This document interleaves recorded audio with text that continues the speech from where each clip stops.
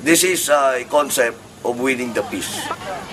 Winning the peace through a whole nation approach and a people-centered action.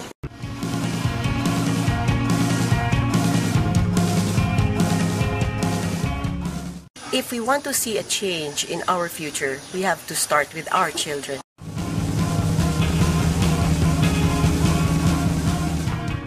We believe that violence against violence breeds violence. It all started with this bag upcycled from old tarpaulin banners. Inside were school supplies for school children. It wasn't difficult to ask for donations, especially if these were for children. After reaching more than 20 schools in Luzon, we wanted to reach out to other faraway places, unreachable even by other NGOs.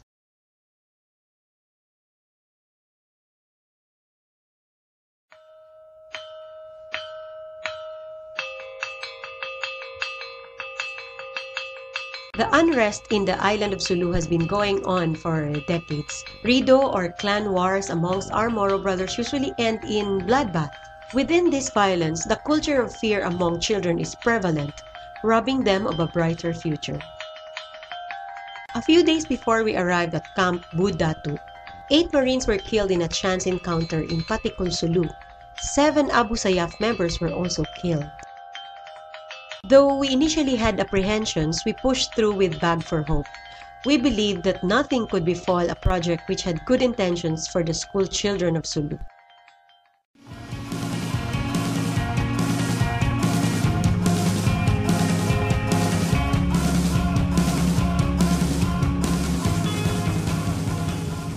It took us 2 days to travel from Manila to Parang, Sulu, and it took us 2 months also to prepare everything from the sponsorship, solicitations, preparation of school supplies, preparations of tarpaulin bag, packing, shipments, and it was not easy for us to ship those supplies intended for Parang, Sulu.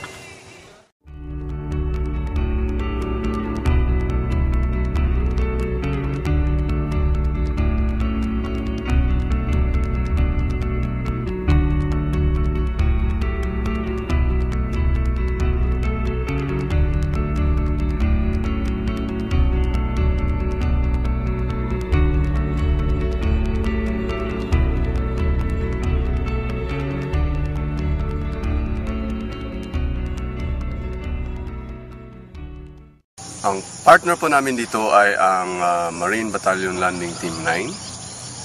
Unang-una, hindi kami pupunta dito without them.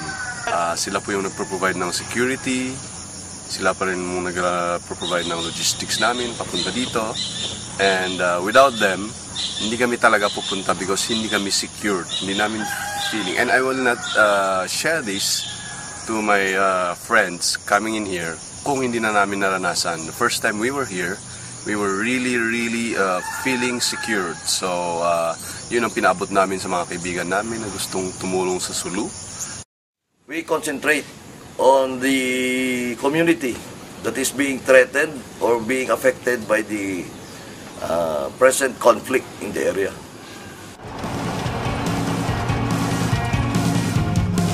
We're going to Kahoy Sina School. That's our first school today.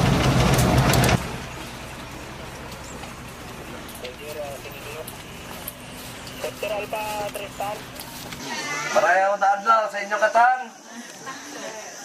Assalamualaikum warahmatullahi wabarakatuh. Good morning, children. This wasn't Colonel Jed Conta's first tour of duty in the island of Sulu.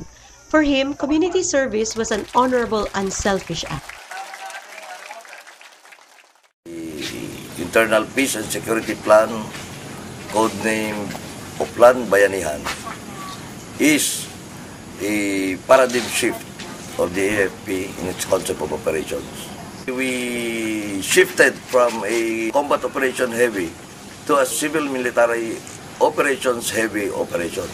80% we conduct CMO and 20% we conduct combat operation. The other general concept of IPSP is a whole of the nation approach, meaning to say we involve all stakeholders. This is not only talking about the military, but we also talk about the participation of the local government units, the local government agencies, the non-government organizations, and the civilian sector organizations. Bag for Hope is basically for the education of our children. If we want to see a change in our future, we have to start with our children. That is how the Bag of Hope was conceptualized. The thrust of RECOP and the thrust of Bag for Hope are almost the same. That's why we joined the project. We believe that books are very important, very integral to the learning of children in remote villages. Ready na sila papasok sa eskwela kasi po sa kahirapan namin dito, ito'y malaking tulong sa kanila. Sa ngalan po ng aming eskwelahan at ng aming kabataan, nagpapasalamat po kami ng buong buo ng taos puso na kami po ay nabigyan nila ng pansin. Kasi po sa hirap namin ngayon, marami pong mga bata na hindi nakabibili ng mga lapis at saka notebook.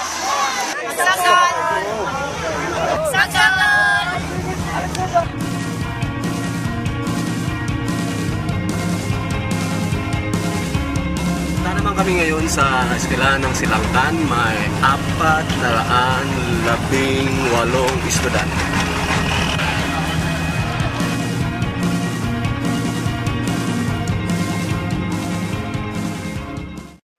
Mga marin, iwan sin mga pulis, amuin Batcom Commander Sir Punta.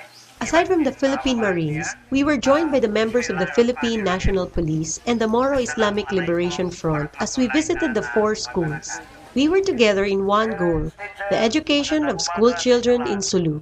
Masaya kami na nandito kami sa inyo kasi meron kaming dala na mga regalo para sa inyong pag-aaral.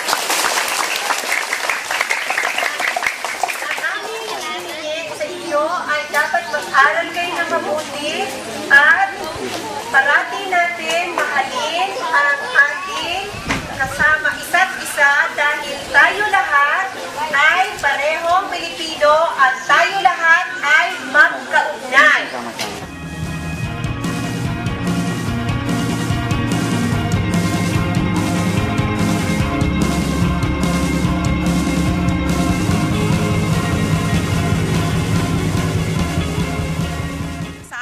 Sa Silangkan Elementary School, Parang West District. Thank you for your donors in all, everything. Thank you po sa inyong lahat.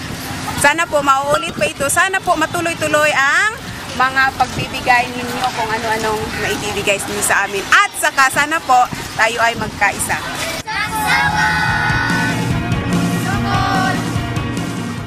Papunta na kami ngayon sa pangatlong eskwelahan, Gimbal, Lagasan. Masalubong ko ba mami yung mga bata, puro nakaturo yung parang barit-baritan. Pero ngayon ma'am, ganun na sila. Kasi nakikita nila yung mami ginagawa rin yung sundalo na para sa kanila.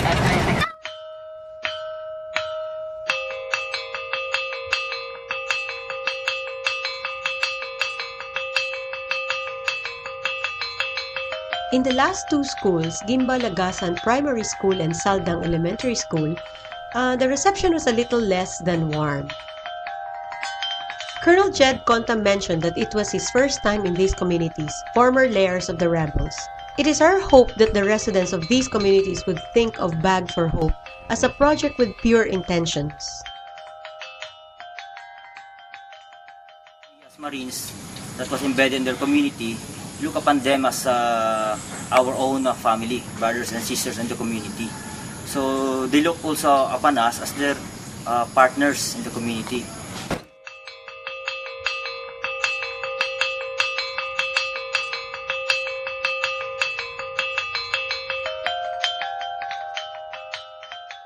Dito na kami sa Saldang Elementary School. Ito ang pinakahuling eskwelahan para sa Bag for Hope project dito sa Sulu.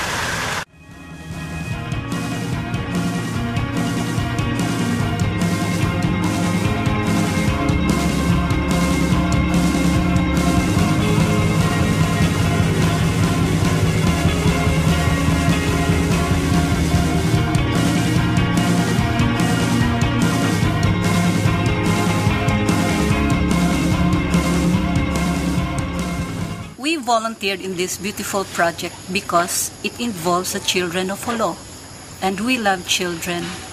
And we jump at the chance to come to Jolo because not everyone would be willing to come because of fear. And I think we do not regret ever coming because the project went well and we saw smiling faces of the kids. They were so happy.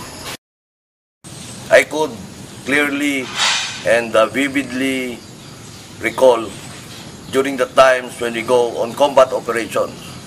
When you say combat operations, these are battalion size and brigade size operations when ribbons are placed at the barrels of our rifles as part of our countersign in every operation that we go. The ribbons that was once a symbol of violence or symbol of combat operations against our enemies is now being used as a tool or is a symbol of bringing hope to the community.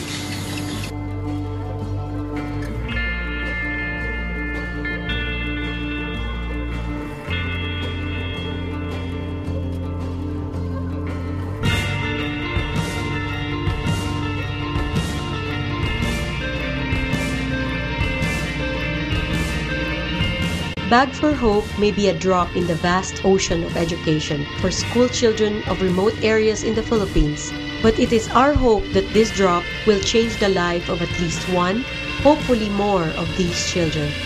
With this, our mission proves true.